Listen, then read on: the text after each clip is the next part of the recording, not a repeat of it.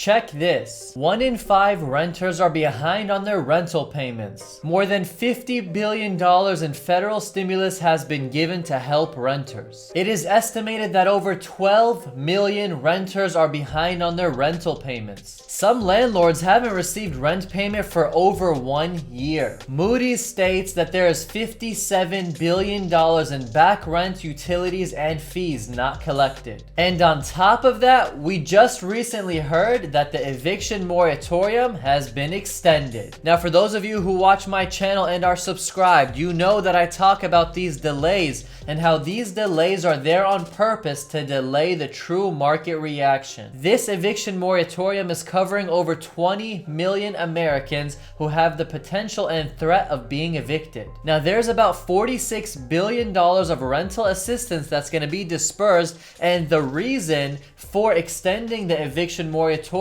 is so they can have time to disperse these funds. Now, the first eviction moratorium was set on September 4th, 2020, and it was set to expire December 31st, 2020. But what do you know? December 31st, 2020 came and boom, it was then extended till March 31st, 2021. And then 2 days before it expired, before the eviction moratorium was going to expire, they then pop up and say, hey, we're gonna extend it again. So now it's extended to June 30th, 2021. Now my question to you is this fair for landlords? Landlords who haven't been collecting rent, landlords who are getting lied to by the tenants, landlords who can't evict because governments in certain states are putting restrictions. Is this fair? And you might say that these stimulus packages and these rent relief programs help landlords as well, but there's many landlords who aren't benefiting from this. So in this video, I'm going to be talking to you guys about the eviction moratorium, how this delay is causing a bad reaction eventually, and what's going to happen in this housing crisis that we're dealing with. So if you get any value from this video, don't forget to hit the like button, and what this is going to do is pump up the video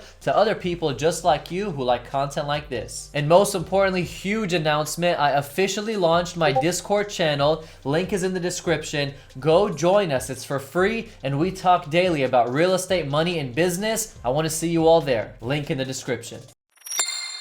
Now, these extensions, such as the mortgage forbearance, the eviction moratorium, the foreclosure moratorium, they're all put in place to delay the market reactions. The governments, the president, everybody knows that if these don't keep getting extended, there's going to be a mass eviction. There's going to be a mass foreclosure. There's going to be a big flood in the market that's going to cause a potential housing crash. There are millions and millions of landlords not collecting rent, and they're just tired of this rental property. The second they can evict, they're going to do it. And the second they can evict and then sell the property, they're going to do it. And that's going to cause supply to go up. And that's where we talk about supply being low and the demand so high. But what happens when supply starts picking up and the demand starts to cool off a little bit? This housing crisis that we're in, as you all know, is causing house prices to skyrocket, making house prices so expensive. Now, many people indicate these extensions as clear words for delaying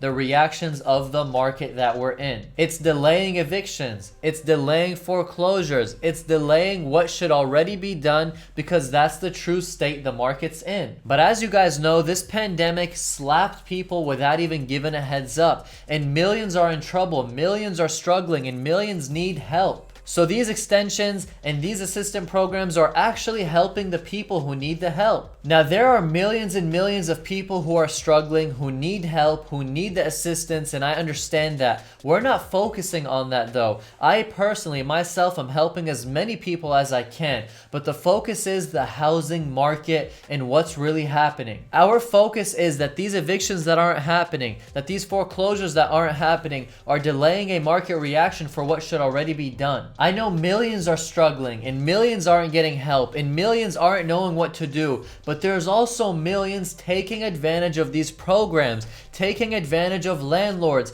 taking advantage that they can slip away without paying, making false statements that they have been directly affected by the pandemic. I've seen it, I've heard it, and I'm in the real estate world. every day. For those of you that don't know, I'm a real estate agent here in Dallas, Texas. I do it 24/7, 365 days, and I'm seeing this firsthand. But the point is not those who need help or those who are playing the markets. The point is the housing market and why we're seeing prices so high, why we're seeing these extensions happening, why we're seeing what's happening.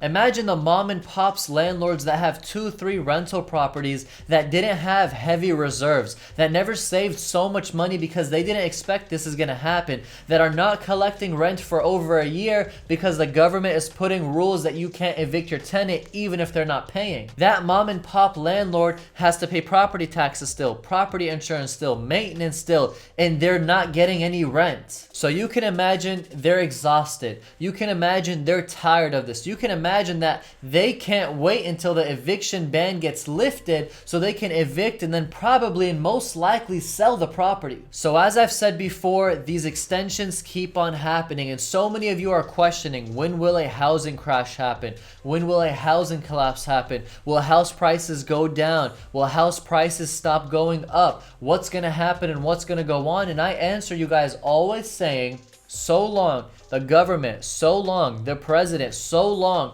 these people keep on extending and extending and extending all these things that can cause a housing crash or a housing balance, so long they stay extending them, we're not going to see anything happen. 2 days before the eviction moratorium expires, they then extended it when they clearly knew they were already going to extend it. Why wait until the last minute? But that's the game that they want to play. Now, me personally, what I'm seeing with these extensions is they're delaying the true market reactions. The market that we're in right now is artificial. Prices are ridiculous. People are putting $50,000, $100,000 over ask, paying the difference in cash, waiving appraisals, waiving inspections, doing things that you normally wouldn't do, and still losing the home, still losing the bid. So what we're in right now can't keep on lasting, can't keep on going up. Eventually it's got to do something, and that something is reverse. Now, was it a massive crash? Is it a minor reverse? We don't know. All we know right now is that so long these extensions happen, so long supply stays low, so long interest rates stay low, the market's going to be doing what it's doing right now. So if you're on the sidelines waiting to buy a house,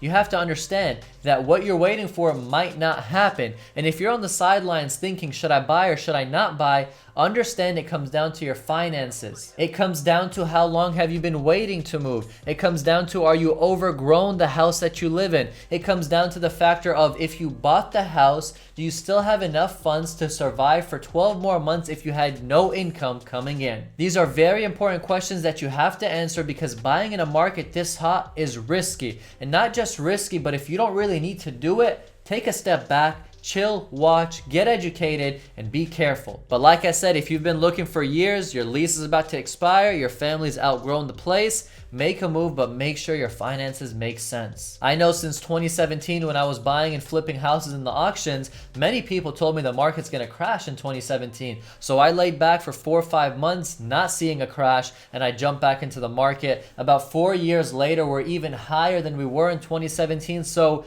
what people say, you can't take it more than a grain of salt, because at the end of the day, nobody really knows. All you have to do is be smart, stay educated, watch what the market is doing, and most importantly, make smart decisions. Anyways, guys, thank you so much for watching. If you enjoyed the video, hit the like and subscribe. I upload 3 times every single week, and I want to see you guys there. Thank you so much, and I'll see you guys later. I'm out.